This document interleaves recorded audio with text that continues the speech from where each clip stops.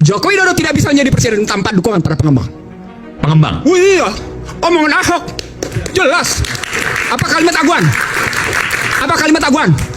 Kami harus menyelamatkan muka presiden. Hei, ayo, ayo kita bilang. Dan menurut Anda itu adalah kerusakan. Anda bisa jelaskan bagaimana kerusakan ketika presiden dikuasai oleh oligarki? Gampang sekali. Kalimat intelektualnya adalah financialization. Yang kaya makin kaya, yang miskin makin miskin. Gampang. Mau bukti? Mau bukti? Mari kita bukti sekarang. Berapa SBN yang dikeluarkan oleh pemerintah? Siapa yang bayar? Anda termasuk membayar, Aiman. Sementara mereka makin kaya, Anda habis-habisan dimakan pajaknya. Orang-orang miskin ini yang membayar pajak itu untuk orang kaya. Saya tulisin yang kedua. Saya tulisin yang kedua. Dan Anda tidak bisa bantah karena saya bicara dengan data. Terjadi deindustrialisasi. Akibatnya PHK di mana-mana. Apa kaitannya deindustrialisasi dengan kekuatan oligarki tadi yang mendukung pemerintah? Karena sistem membenarkan bahwa lebih asik main di sektor keuangan daripada berjalan dalam sistem hukum yang tidak punya kepastian. Mereka mendapatkan karpet Dan merah. itu kemudian hukumnya bisa dibeli. Itulah wujudnya polisi menjadi alat kekuasaan. Tuh, kayak gitu. Itulah Tadi yang disebut oleh Huniani tadi, itu bagian dari proses pembuktian itu. Ada yang ketiga, Iman. Ada yang ketiga, yang Anda tidak bisa bantah. Bahkan masyarakat Indonesia tidak bisa bantah. Apa itu? Sticky Gini ratio. Apa itu sticky Gini ratio? Susah nurunin Gini ratio. Kesenjangannya tinggi. Tinggi. Nggak bisa dibantah. Angka bicara. BPS bilang 0,382.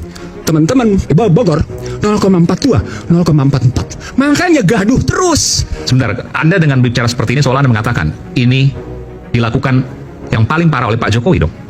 Karena Jokowi, Nah, jawab dulu pertanyaan saya, betul nggak? enggak. Oke, Jokowi melanjutkan kebijakan SBY oligarki juga. dan kemudian memperdalam. Nah, di situ saya lihat kecerdasan Jokowi Dodo memperdalam kerusakan itu. Memperdalam kerusakan. Iya. Cerdas dong. Dia perdalam kok. Dan dia sudah disediakan oleh undang-undangnya sebelumnya. Saya bukan sama Anda. No. Ini riwayat ekonomi politik hukum. Tidak sembarang lihatnya. 2507. Mungkin bisa Bung Ihsan, mungkin bisa memperdalam itu dalam bentuk apa memperdalamnya? Memperdalam kerusakan. Kerusakan itu, karena ini kan juga ada tendensius untuk itu. Gitu. Ya, saya setuju. Saya akan buktikan sama Anda. Oke. Saya protes di Mahkamah Konstitusi Undang-Undang 2507 karena menempatkan azas non-diskriminasi, karena memberikan hak atas tanah 90 tahun, karena menyamakan posisi repatriasi, bebas menarik keuntungan kapan saja, karena itu dihapus istilah PMDN. Oke, dampak dari sana, salah satu penilaian yang muncul dari Bank Dunia, Indonesia telah mengalami kebebasan di berbagai sektor dengan sangat memuaskan. Artinya Indonesia sudah sangat liberal. Apa dampaknya? Orang asing begitu enak menguasai. Struktural nih, struktural. Orang asing menguasai sumber daya, produksi, distribusi, logistik. Contoh realnya dan efek buruknya. Contoh realnya. Oke. Siapa yang kuasai nikel? Cina. Oke, luar. Siapa yang Sebut sebenarnya? Oke, siapa yang menguasai batu bara? Luar. Sebagian orang dalam, tapi sebagian juga luar. Siapa yang menguasai emas? Seterusnya luar. Oke, sejumlah mineral itu dalam sedemikian rupa. Dan dibikin lagi undang-undang tentang 38 tahun 2008 tentang bagaimana MEA, tentang azas non-diskriminasi. Lagi-lagi kita semua disamakan oleh orang asing kedudukannya. Poinnya adalah bagaimana mungkin yang tidak lulus SD itu mesti perang sama orang asing. Puas? Oke, sudah. Dari sana kemudian terjadi lintas kebebasan para pekerja. Maka datanglah orang-orang asing itu. Artinya SBY menyediakan itu. Lihat undang-undangnya. Joko Widodo kemudian menerbitkan berbagai kebijakan, termasuk visa. Visanya kan bebas visa. Kebebasan visa, habis-habisan.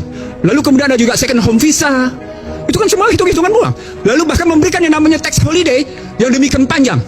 Habis-habisan. Panjang di situ. Maka datang semua habis-habisan di situ. Kemudian muncul kekuatan.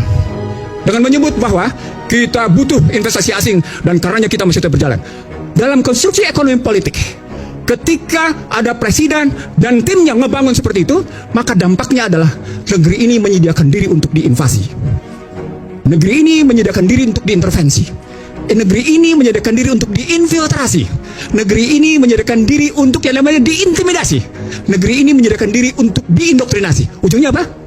Inflasi. Ketika inflasi terjadi, Anda takut dengan yang namanya suku bunga. Akibatnya apa? Seperti hari kejadian hari ini. Nilai tukar 16.450. Data saya menunjukkan selama 40 tahun terakhir jatuhnya itu begini. Dolar.